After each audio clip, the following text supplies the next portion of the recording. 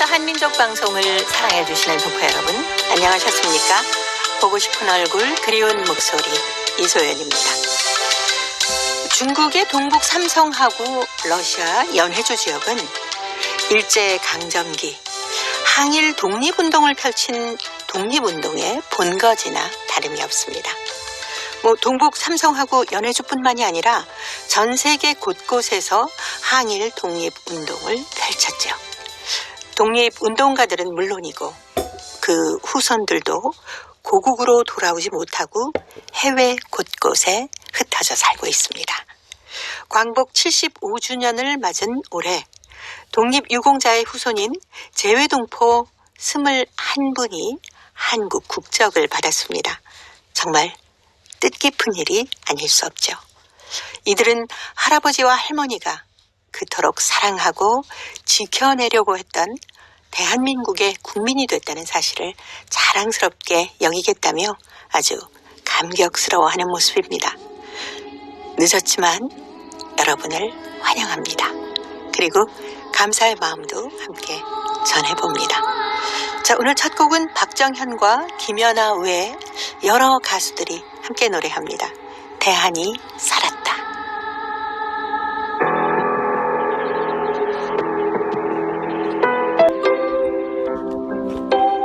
동포 여러분의 편지 사연으로 함께하는 시간입니다. 행복우체통 수요일의 편지 손님, 동포세계신문의 김용필 대표와 함께하겠습니다.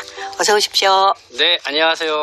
이 독립유공자 후손 재외동포 21분이 한국 국적을 취득했다는 소식 듣고 나니까 네. 제 가슴이 뭉클하더라니까요. 네, 아유 우리 저기 할 때가 환영합니다. 그러니까 저도 네. 왠지 콧등이 시큰해지는 걸 느꼈습니다. 네. 빨리 좀 환영을 해드렸어야 되는 건데 너무 늦지 않았나 이런 생각이 드는데요. 그래도 이렇게 21분 네. 보니까 중국 국적이었던 분이 14분이고 네. 러시아, 카자흐스탄 고려인 동포들이죠. 네네. 6분 됐고 그리고 멀리 저기 남미 쿠바 네. 그쪽에서 한 분이 이번에 받았습니다. 네. 중국 동포가 그래도 제일 많죠. 아무래도 그쪽이 거의 그렇죠. 본거지나 다름없었으니까요. 그렇죠. 또 저희하고도 가까운 지역이라 또 만주 지역, 네. 또 연해주 지역이 대표적인 또 항일 운동 활동 지역이잖아요. 그래서 좀 많은 분들이 활동을 하셨는데, 근데 이 국가보훈처를 보면은요, 2019년 8월 말 기준으로 네. 이렇게 이제 독립유공자로 포상을 받으신 분이 15,931명이에요. 네.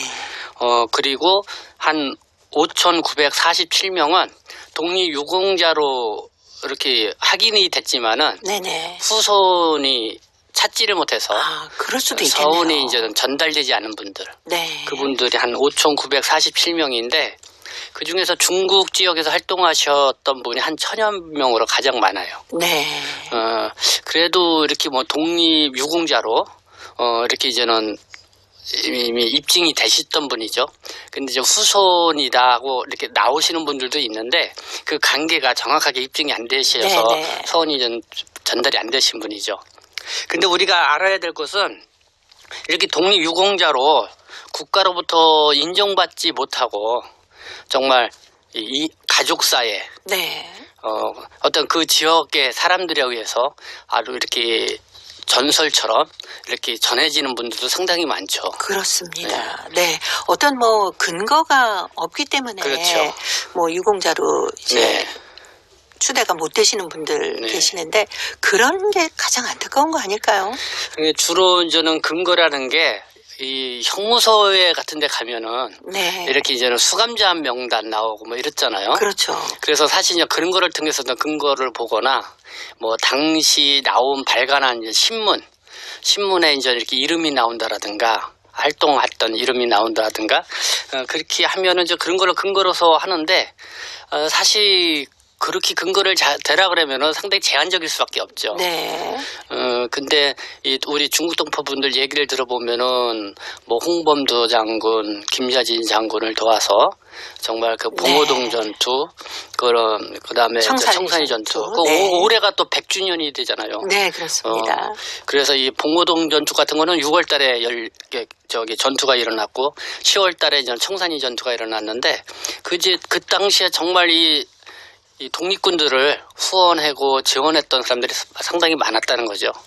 근데 이제 그런 분들은 아직 그런 역사적 자료라든가 이런 게 없어서 그 가족사에 이렇게 이제 남아있는 분들이 상당히 네. 많은 걸 알 수 있습니다. 네. 사실 그 독립운동가 후손들 중에는 생활이 어려우신 분들이 상당히 많으시더라고요. 네. 하여튼 뭐 안타까운 얘기예요. 이 항일 독립운동한 사람들은 3대가 어렵게 살고 있다. 네. 뭐 그렇지 않은 사람들이 더 잘 살고 있다.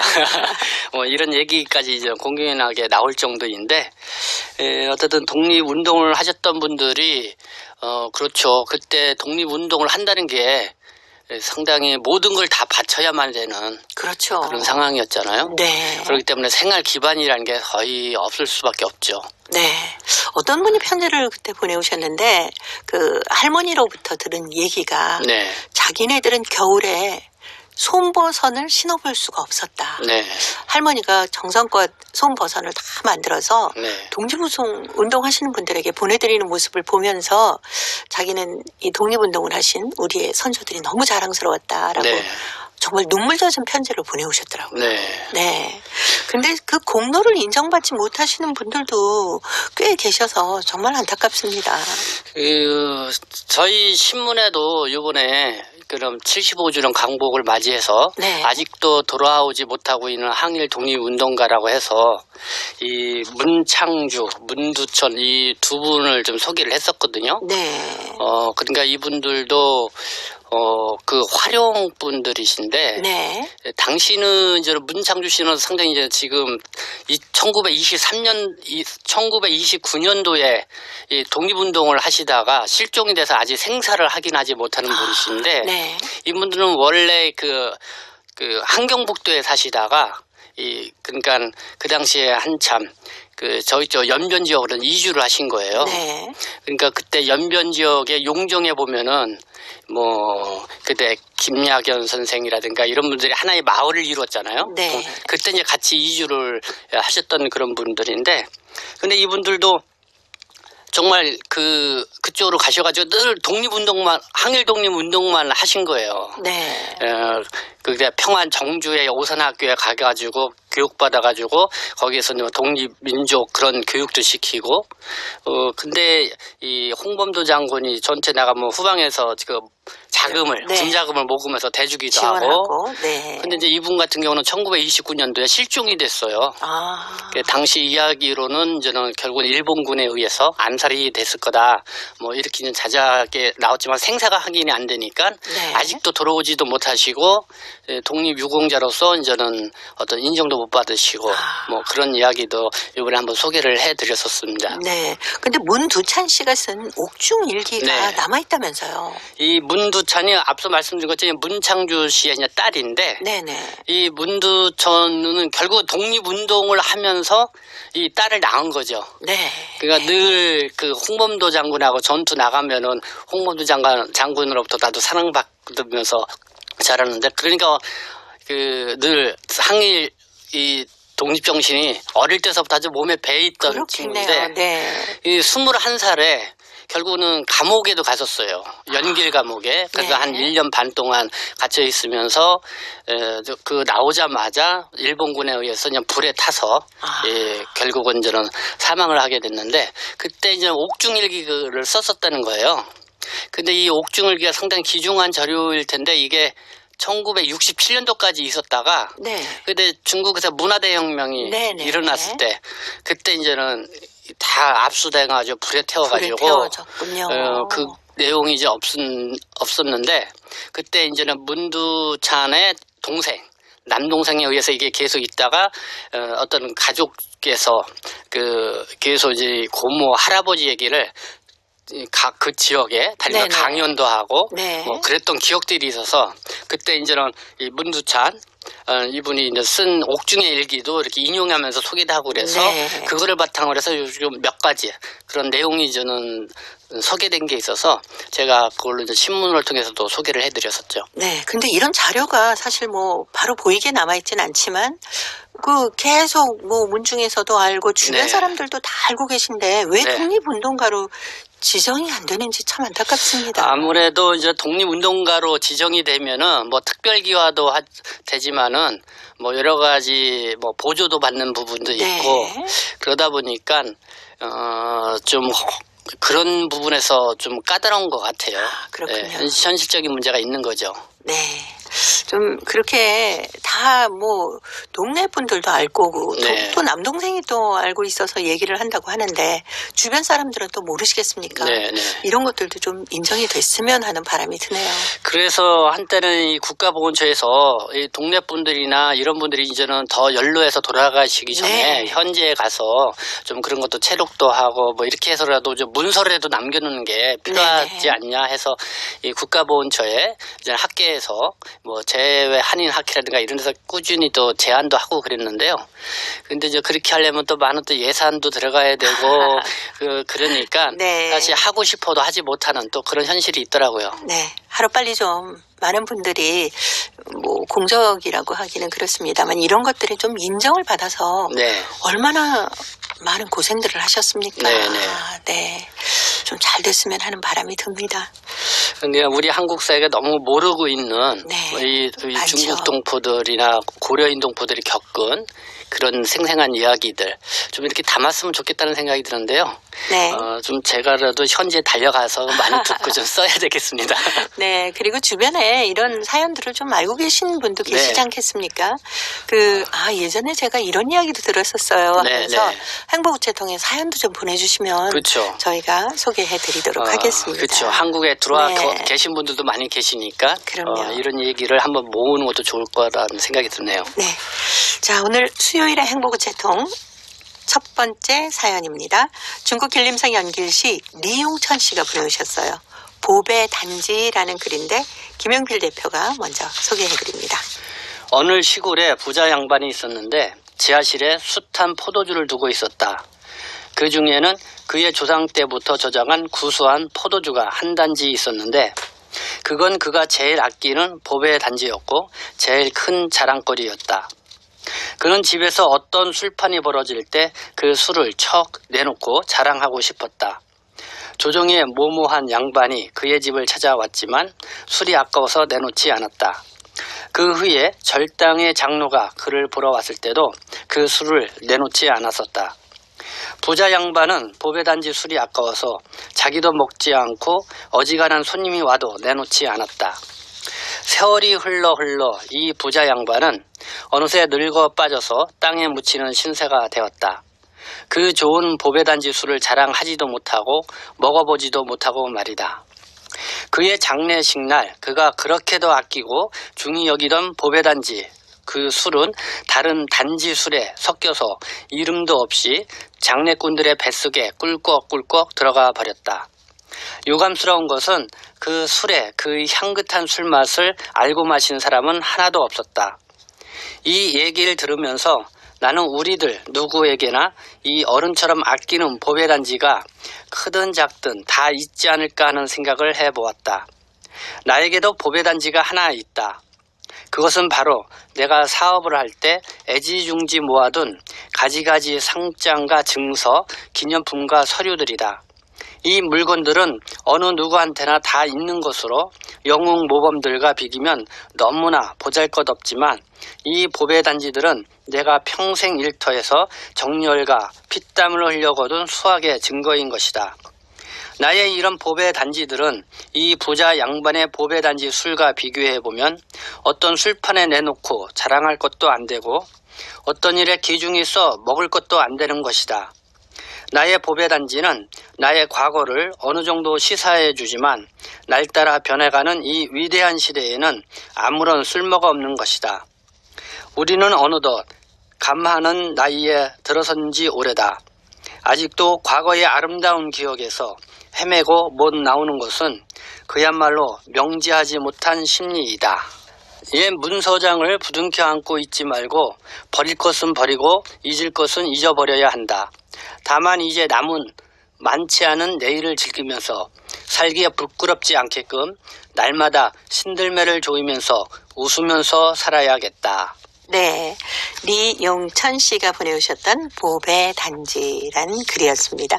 사실 이렇게 너무너무 아끼고 언제 쓸까 하다가 이렇게 되는 경우도 가끔 있어요. 우리 네, 주변에도 보면은.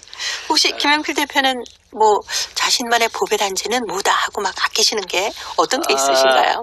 이용천 선생님은 처음에 이 어느 부잣집의 술단지 네네. 이 얘기를 꺼냈잖아요. 예, 저희도 뭐랄까 이 꿀단지가 있었던 기억이 나요. 꿀단지. 꿀단지. 네. 이렇게 높은데. 그쵸. 그 뭐야 선반이죠. 네. 그래서 어렸을 때 그 밑에 이제 목마 올려놓고 어머니 몰래 맞아요. 네, 맞아 꿀단지에 꿀 발라먹다 깨기도 했던 그런 기억도 나는데 그리고 또 옛날에는 이 돈을 은행이 거의 없었을 때, 네. 뭐 시골이니까 그렇죠. 은행은 멀잖아요. 멀고. 그러니까 돈단지가 있었어요. 집에다 그냥 뭐 네, 항아리. 네. 에다가 그러면 그거를 이제는 어디 마을 한 구석이나 아니면은 이 부엌에 보면은 부엌 그 창고가 있어요. 거기도 좀 이렇게 항아리에다가 저 땅에다 묻어놓고 아주 그 애지중지했던 그런 기억도 나는데 지금 제가 애지중지하는 거는 뭐냐면은 한 5년 넘었을 거예요. 저희 집사람과 저희가 이 매실주를 담았었어요. 매실. 네. 네네. 아주 큰 통에다가 그렇게 해서 그냥 한 5년 넘게 났는데 그럼 보약이 됐겠네요. 네, 야, 이제는 배가 아프거나 네. 뭐 할 때 그 매실을 떠먹으면은 정말 좋더라고요. 맞아요. 네. 매실이 그 속 다스리는 데는 정말 좋습니다. 특히 네. 여름철에 좀 시원하게 드셔도 되고 또 따뜻하게 드셔도 되고. 네, 그래서 저희 집사람이 이 매실주는 아무도 안 준대요. 자기만 준다고. 아주 네.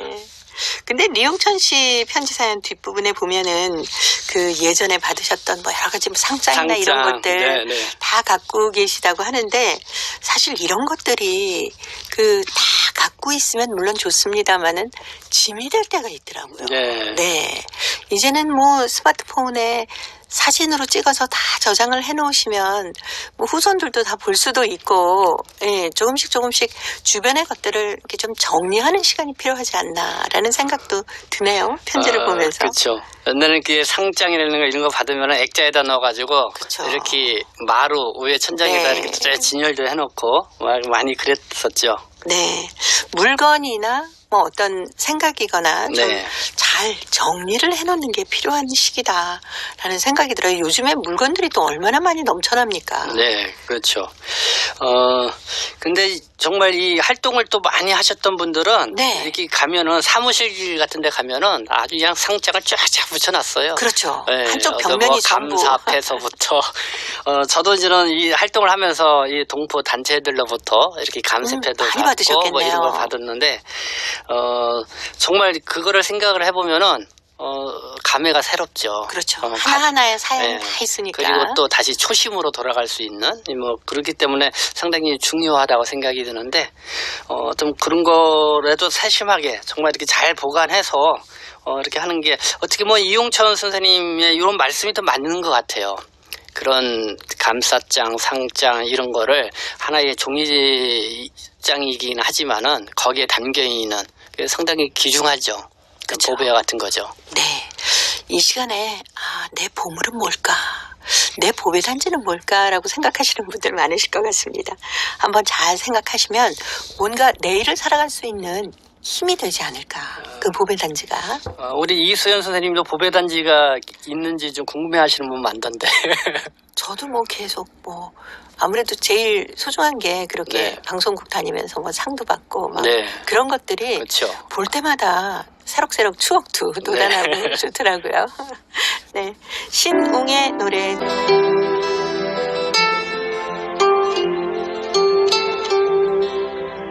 동포 여러분의 따뜻한 사연으로 아름다운 추억을 만들어 드립니다.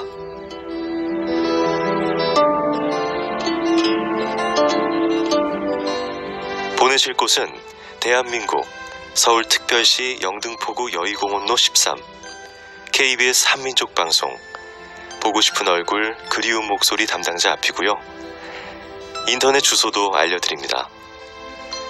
KBS 홈페이지 www.kbs.co.kr에 접속하신 다음 라디오 한민족 방송 보고 싶은 얼굴 그리운 목소리를 순서대로 클릭하신 다음 청취자 참여 코너에 글을 남기시면 됩니다.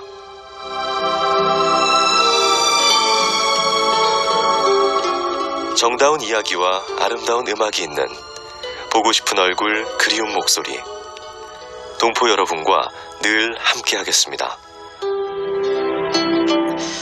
수요일의 행복우체통 동포세계신문의 김용필 대표와 함께하고 있습니다. 오늘 두 번째 사연은 중국 길림성 연길시 김유진 학생이 보내온 날개라는 글입니다. 제가 소개해드리겠습니다. 우리 엄마와 아빠는 나의 소중한 날개이다. 왼쪽 날개는 아빠, 오른쪽 날개는 엄마다. 보통 날개는 새에게 있다. 나는 비록 새는 아니어도 나에겐 엄마와 아빠가 달아준 날개가 있어서 나도 새처럼 날 수가 있다.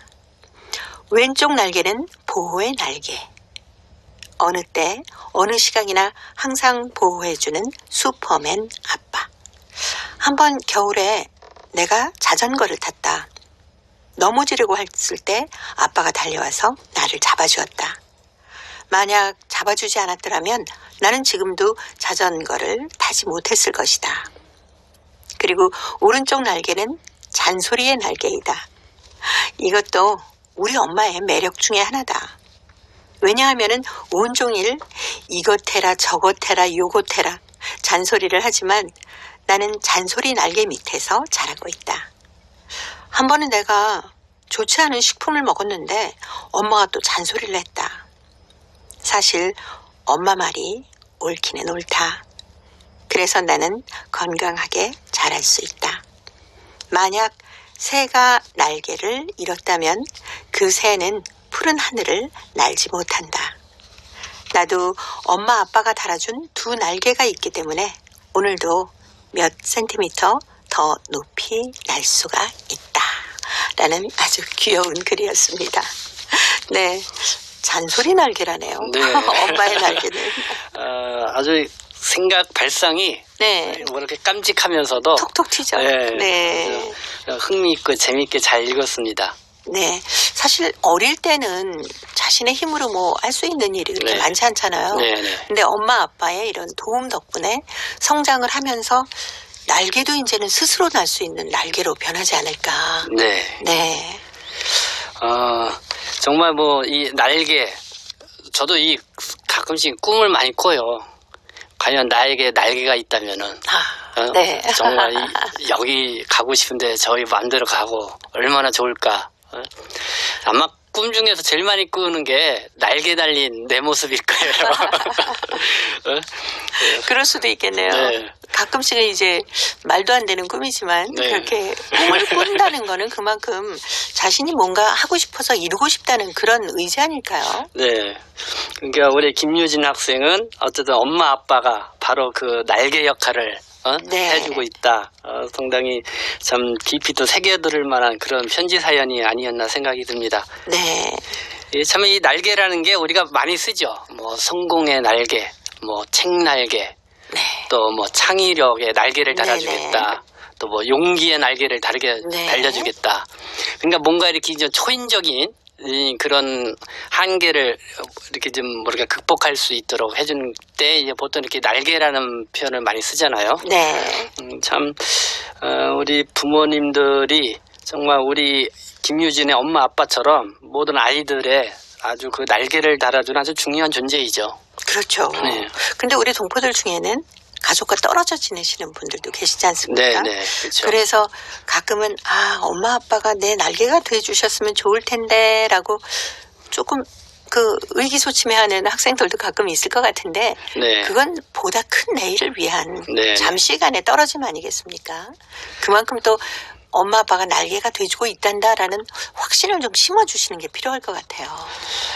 뭐 요즘은 뭐 통신이 많이 발달되어 네. 있으니까 그렇게 하면은 내가 뭐 부모로서 아이에게 필요할 때 이런 말도 해주고 그렇죠. 또 어쨌든 뭐 힘과 용기를 줄 수 있는 항상 그렇게 관심을 두고 있다는 거 해주면은 그게 곧 날개 아니겠어요? 그렇죠. 네. 네. 뭐 영상 통화하기 좋을 때 아닙니까? 그렇죠. 네. 네. 엄마 잔소리 날개야 하면서 재미있게 통화를 하다 보면은 뭔가 어린이들의 가슴에 신심이 생기지 않을까라는 생각이 들었습니다. 전영이 노래하는 모두가 천사라면 들으면서요. 동포세계신문의 김영필 대표와는 다음 주에 또 뵙도록 하겠습니다. 고맙습니다. 네, 감사합니다. 이거는 말이야.